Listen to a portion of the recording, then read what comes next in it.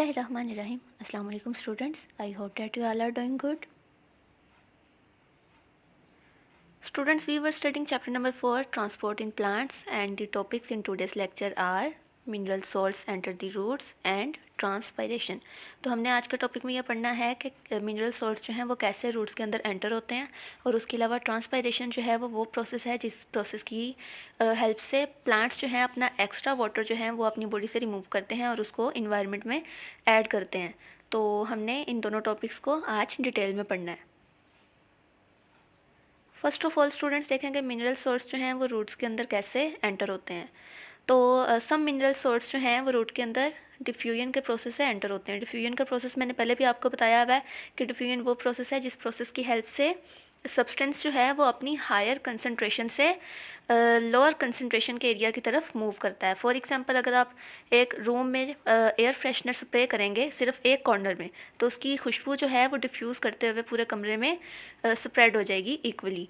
तो उसी तरह यहाँ बुक में जो एग्जांपल दी गई है, इंक जो है, अगर इंक का 1 ड्रॉप आप किसी वाटर के बाउल में ऐड करें, उसको शेक ना करें और उसको स्टिर भी नहीं करें, तो इंक जो है वो खुद ही डिफ्यूज़ होते हुए स्प्रेड कर जाएगी सारे पानी के अंदर।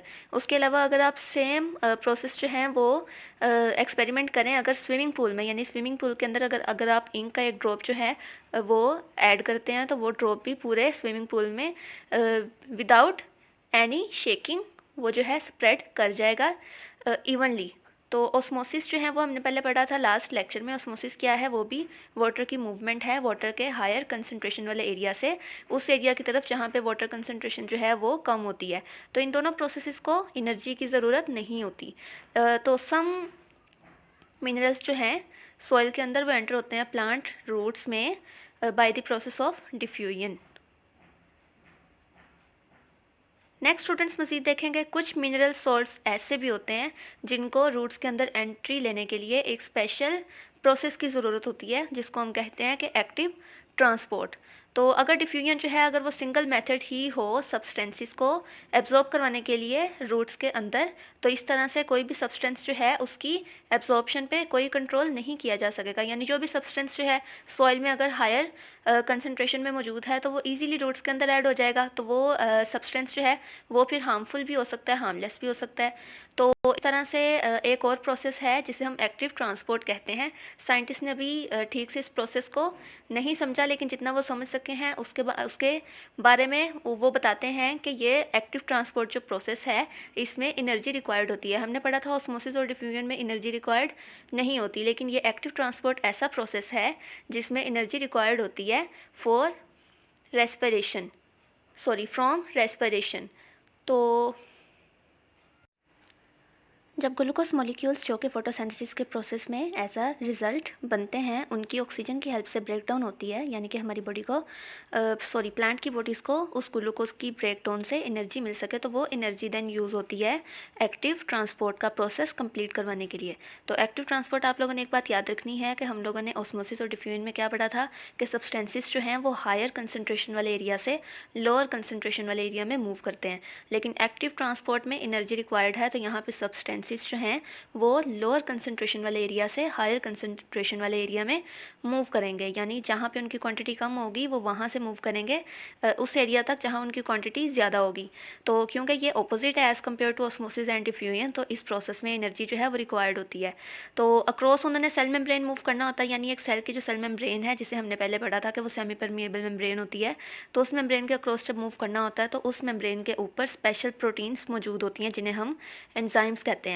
वो इस एक्टिव ट्रांसपोर्ट के प्रोसेस में इन्वॉल्व होती हैं और हेल्प आउट कर रही होती हैं ये प्रोसेस कंप्लीट करवाने के लिए। नेक्स्ट स्टूडेंट्स मज़ीद देखेंगे इसी प्रोसेस के बारे में। तो ऑस्मोसिस और डिफ्यूजन जो है उसकी हेल्प से वाटर और डिज़ोल्व्ड मिनरल सॉल्ट्स जो हैं वो रूट्स में मूव करते हैं cell to cell. Then cell to cell move करते हुए वो जाइलम वेसल तक पहुंच जाते हैं। देन जाइलम आपको पता है कि थ्रू आउट दी प्लांट जो है ट्यूब्स जो हैं ये सारी जाइलम की वो मौजूद हैं। तो वाटर जो है वो मिनरल सॉल्ट्स के साथ साथ ट्रैवल करेगा फर्स्ट ऑफ ऑल किसमें, रूट्स की जाइलम वेसल्स में, देन स्टेम की जाइलम वेसल्स में, और then up to leaf veins.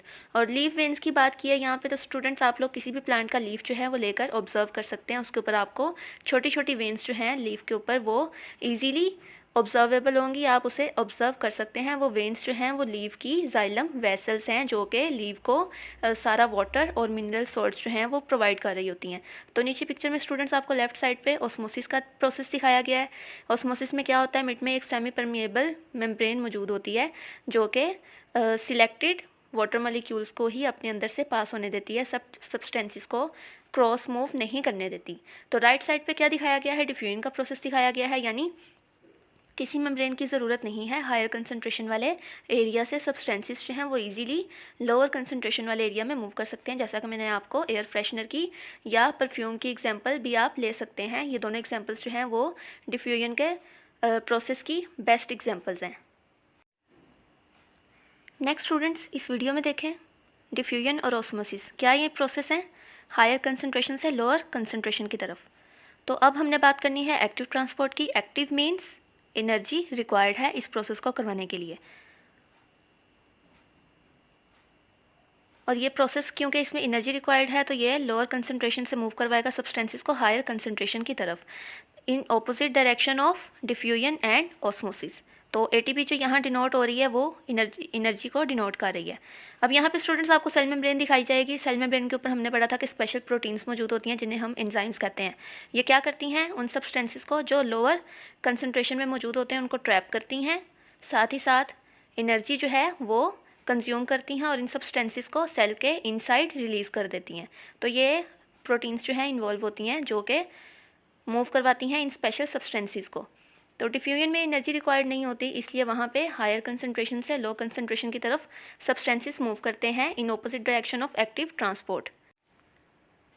Next students, ये डायग्राम देखें जो कि आपकी बुक में मौजूद है। क्या दिखाया गया है, उसमें रूट का क्रॉस सेक्शन दिखाया गया है, यानी एक रूट को अगर हम ऊपर से क्रॉसली कट करें तो उसके अंदर कौन सा व्यू आपको नज़र आएगा। तो राइट साइड पे देखें सॉइल पार्टिकल्स दिखाए गए हैं, then film of water with dissolved mineral salts, यानी पानी के अंदर मिनरल सॉल्ट्स जो हैं वो डिजॉल्व हल हुए हुए मिक्स हुए हुए मौजूद हैं। वो क्या कर रहे हैं, रूट हेयर के अंदर एंट्री ले रहे हैं, और देन आपको ग्रीन कलर के छोटे छोटे एरोस दिखाए गए हैं कि वो रूट हेयर से वाटर को और मिनरल सॉल्ट्स को लेकर जा रहे हैं कहाँ तक, जाइलम वेसल तक, जो कि रूट के बिल्कुल मिड में मौजूद है। और देन वो जाइलम वेसल जहाँ जहाँ मूव करेगी थ्रू आउट दी प्लांट, यानी स्टेम में से होते हुए लीव्स तक, ये सारा वाटर और सॉल्ट्स जो हैं वो प्रोवाइड करेगी।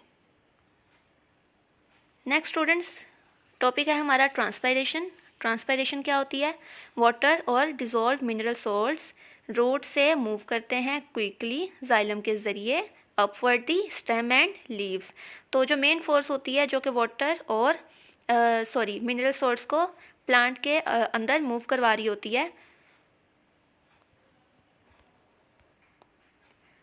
वो ट्रांसपायरेशन का प्रोसेस है, जिसे हम ये कहते हैं कि वाटर जो है पहले मूव करेगा और देन एक्स्ट्रा वाटर जो है वो यूटिलाइज होने के बाद प्लांट की बॉडी में वो इन्वायरमेंट में ऐड हो जाएगा, यानी प्लांट की बॉडी से रिमूव हो जाएगा।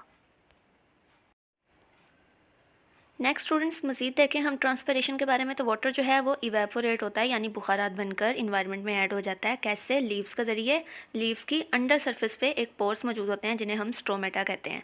तो गेट लाइक पोर्स होते हैं ये जैसे ओपन होते हैं तो वाटर को इवेपोरेट करवाते हैं from the under surface of leaves.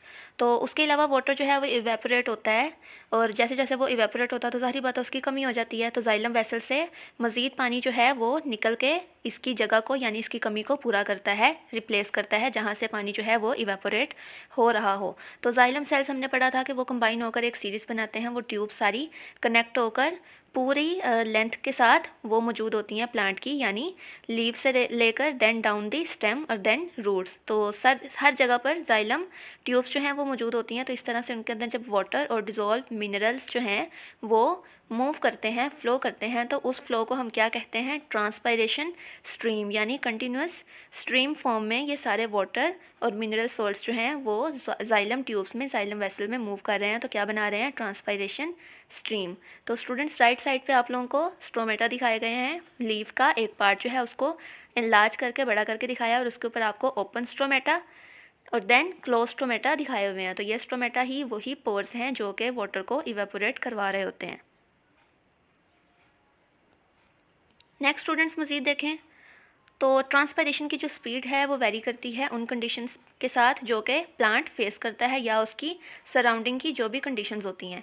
तो यानी ट्रांसपायरेशन जो है उसका रेट जो है यानी उसकी स्पीड जो है वो कम ज़्यादा हो सकती है अगर प्लांट की सराउंडिंग की कंडीशंस जो हैं वो चेंज हों।